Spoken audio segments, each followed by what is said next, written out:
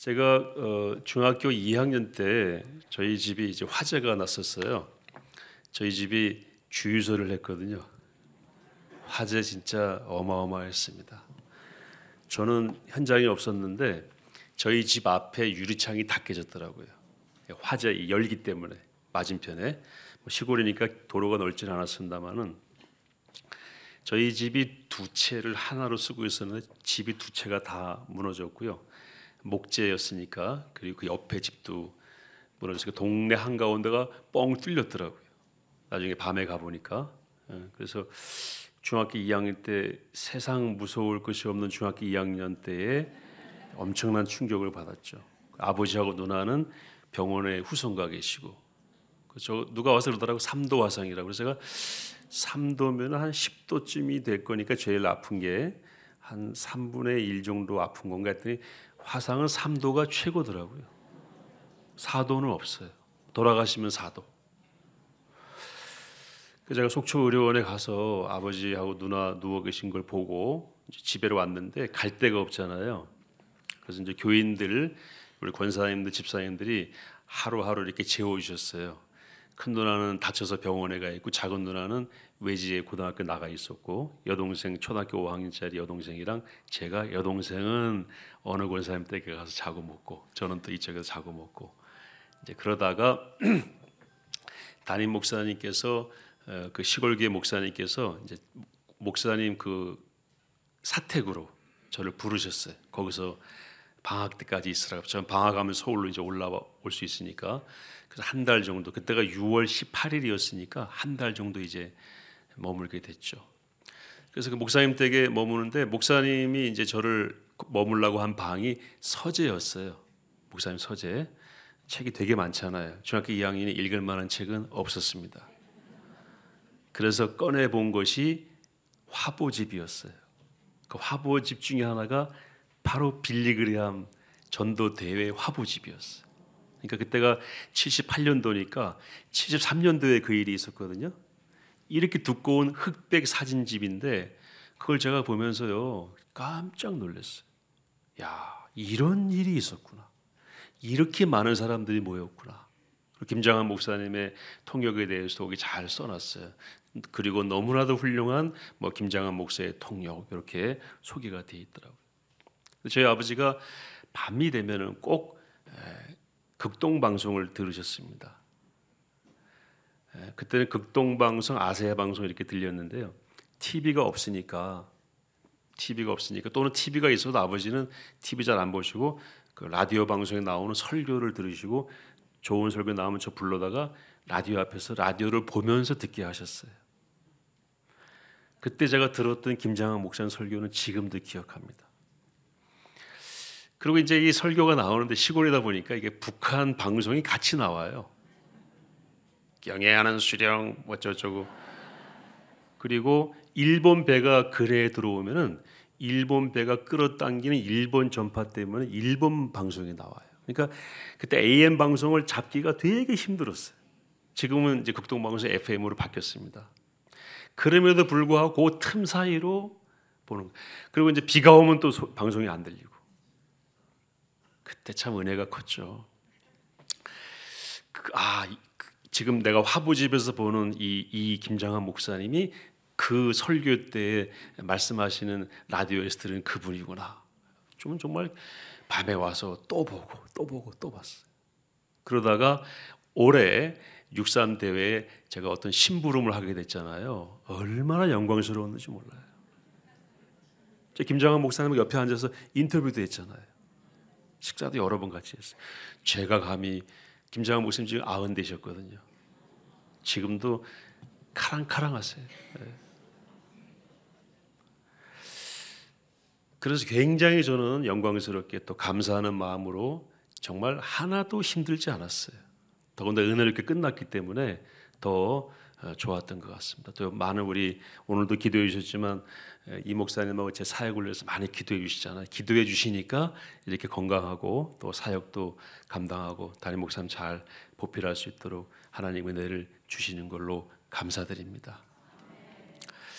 제가 이번 집회를 이렇게 부분적으로 작은 분야에 섬기면서 부흥이란 무엇일까 하는 걸 한번 생각하게 됐어요. 계속. 왜 이걸 다시 해야 되나? 여러분, 부흥이라는 것은 영어로 리바이벌이라고 그러잖아요. 부흥은 다시 일으키는 것입니다. 중요한 정보가 있어요. 원래 있던 것을 다시 일으키는 겁니다. 두 번째는 부흥은 우리가 하는 것이 아니고 하나님이 주시는 겁니다.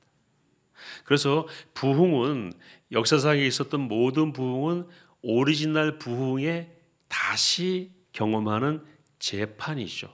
다시 경험하는 겁니다. 리바이벌 또는 다시 붙자자는 다시 일으킨다. 그러면은 우리나라에서 부흥운동이 가장 강력하게 일어났던 첫 번째가 1905년의 원산 부흥운동입니다. 그 2년 뒤에 1907년에 뭡니까? 평양 대부흥운동이 있게 되죠. 그것은 또 영국이나 미국에서 있었던 부흥운동의 또 다른 모습이죠. 그 오리지널은 뭐냐면은 성경 사도행전 2장에 나오는 강력한 성령의 역사예요. 그래서 여러분 꼭 기억하시길 바랍니다.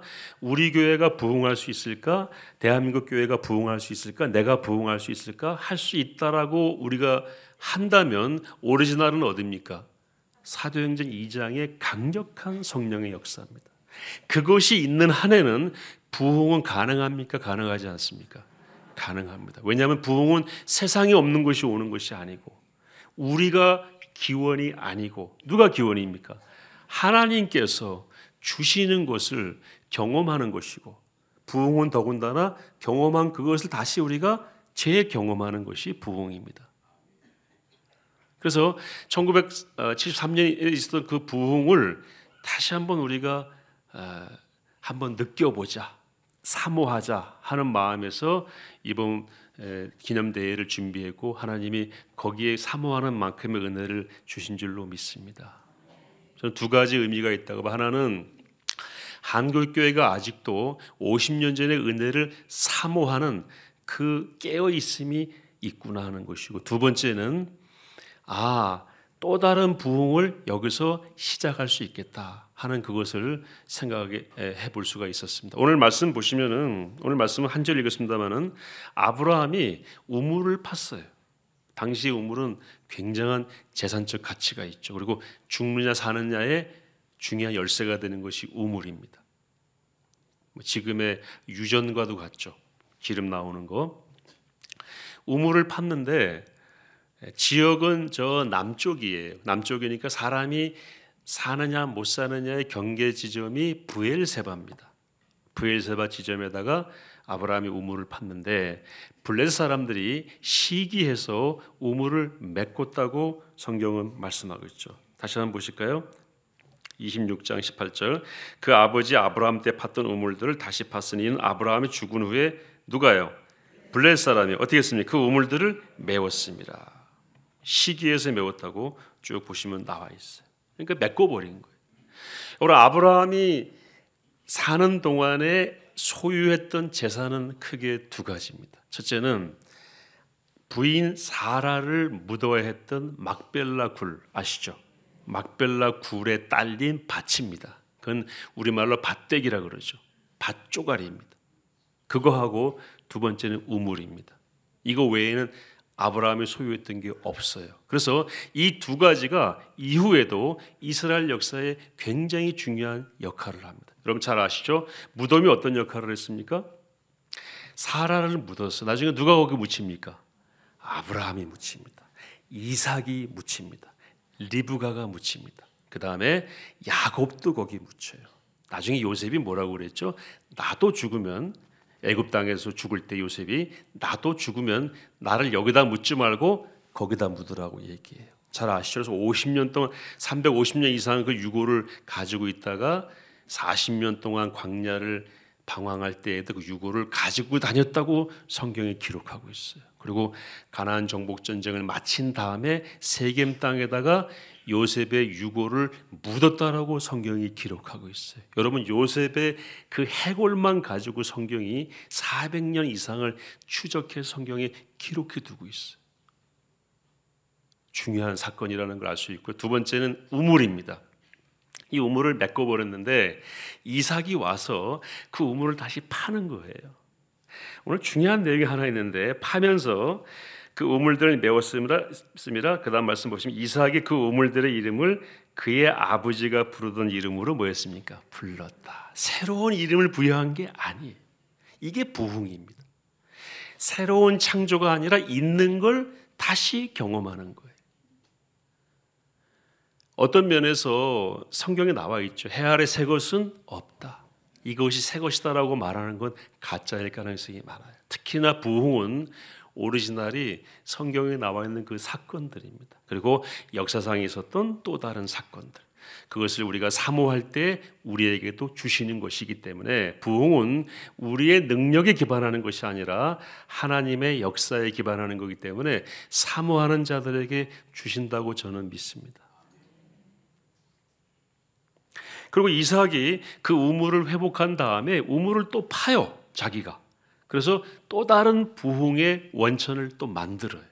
그래서 이번에 우리가 가졌던 상암 집회는 작은 우물을 또 하나 판 것이다. 그렇게 저는 생각해 보게 되었습니다. 그럼 또다시 이 우물을 가지고 기로 먹으면서 또 다른 부흥을 사모하는 사람들이 생기겠죠. 오늘날 우리 한국교회 안에도요, 패배주의가 만연해 있어요. 제가 교회사를 전공했잖아요. 제가 사실 한 10여 년 전부터 누가 그런 말 했는지 모르겠습니다만 제가 듣기 전에 한 말이 뭐냐면요. 부흥의 사이클은 100년이다. 저 책에서 본 게 아니에요. 그냥 연구하면서 야, 그렇구나. 한번 보세요. 1517년에 종교개혁이 일어났죠. 누가 했습니까? 마틴 루터. 그리고 1600년 중순쯤에 가서 그 부흥이 식어버립니다. 100년 만에. 그때에 등장한 인물이 조셉 스페너 같은 그 독일의 경건주의자들이 일어납니다. 그러니까 부흥이 가라앉으니까 다시 치고 올라오는 거예요. 그리고 영국에서 청교도 운동이 일어나고 그 다음에 1900년대 미국에서 대각성 운동이 일어나고 그 다음에 1900년 초에 우리 평양에서 대부흥 운동이 일어났죠. 부흥 운동이 새로 일어났다는 것은 뭘 의미하느냐면 그 이전의 부흥이 가라앉았다는 걸 의미합니다. 다시 뭔가가 나왔다는 거죠. 그래서 제가 자료를 찾아보니까요.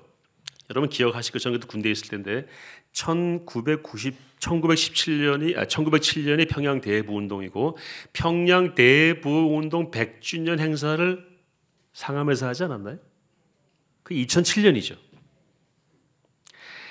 제가 자료를 찾아보니까요. 2007년 평양 대부흥운동 100년째 되는 해에 한국교회 신자가 계속 늘다가 그 해부터 줄기 시작했어요. 놀랍죠? 저는 교회사 전공한 사람이거든요. 야, 이 100년의 사이클이 기가 막히다. 우리는 지금 평양 대부흥운동 기념대회를 하고 있는데 1907년에 그 해에 한국교회 숫자가 계속 늘다가 그때부터 줄기 시작했어요. 그래서 저도 패배주의를 인정하지 않을 수가 없었어요. 안 되는구나. 100년 지나면 하나님 촛대를 옮기시는구나. 이런 생각을 했었습니다. 근데 그것은 좋지 않은 생각이라는 걸 제가 나중에 계속 목회하면서 제가 그다음부터 기도 제목을 바꿨어요. 하나님, 한국교회는 전 세계 교회 역사가 보여준 부흥 100년의 사이클을 깨게 해달라고. 그게 진리는 아니잖아요. 여러분 100년이 지나면 부흥이 가라앉는 것이 진리는 아니잖아요. 누가 원하시겠어요? 하나님 원하시겠어요? 아니죠. 그런데 제 걱정이 기우해지지 않아서 3, 4년 전에 나온 종교 통계를 보니까 다시 기독교 숫자가 늘기 시작했거나 또는 유의미한 그런 반전이 있었어요. 여러분 꼭 마음에 다짐하시기를 부흥은 우리가 일으키는 것이 아니기 때문에 하나님이 사모하는 자들에게 언제든 다시 주신다. 꼭 기억하시길 바랍니다. 그럼 우리가 부흥을 왜 사모해야 될까요? 여러분 부흥이 와야 하나님의 성령의 임재를 통해서 우리가 하나님으로 인해서 채워져야 그것이 부흥이잖아요. 다시 우물물을 길어 먹는 거죠. 그래야 우리가 온전한 삶을 살 수가 있습니다. 부흥이 강력하게 임하면요 질병도 사라집니다.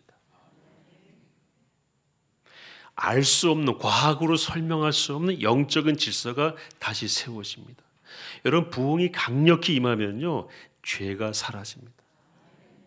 그래서 우리가 하나님 앞에서 쓰임 받는 사람들로 변모되는 것입니다. 부흥을 반드시 경험해야 됩니다. 알 수 없는 우리 마음 속에서 또는 육체 가운데에 새로운 정렬이 일어나요. 제가 경험한 겁니다. 한국 교회 내 윤리를 말하는 많은 사람들이 윤리에 대해서 말하죠. 한국 교회 회개한다고 막 말하는데, 여러분 부흥 운동을 보시면요, 회개가 먼저가 아니에요. 성령께서 임하시니까 뭐가 터집니까? 회개가 터졌습니다. 1905년도에 원산에서 외국 선교사님들이 우리가 선교 활동에 등한히 했다고 강력한 성령의 임재를 통해서 그 죄를 토해내기 시작합니다. 그걸 듣고 사람들이 나도 죄가 있다고. 누가 안에서 역사하시는 겁니까? 성령이 역사하시는 거예요.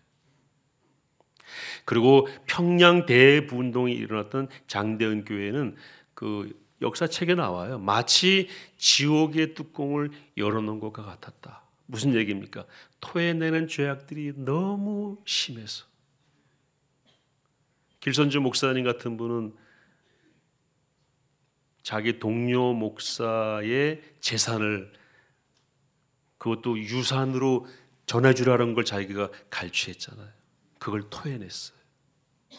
그런 죄들이 하늘로 올라가는데 마치 지옥의 뚜껑을 열어놓은 것처럼, 여기가 지옥인 것처럼, 마음이 지옥이었던 사람들이 성령이 임하시니까 그 지옥을 어떻게 하는 겁니까? 토해내는 거예요. 그래서 어마어마한 기도 운동이 일어나서 완전히 성령이 주관하시는, 그래서 그 죄가 사라지고 질병이 사라지고 새로운 영적인 질서가 생겼던 것이 부흥 운동입니다. 제가 증거를 하나 댈게요. 죄를 먼저 고백하는 게 부흥의 시작인가? 성령께서 임하시면 그 결과로 죄가 토해내지는가? 증거가 있어요. 여러분 뭐가 맞다고 그랬죠?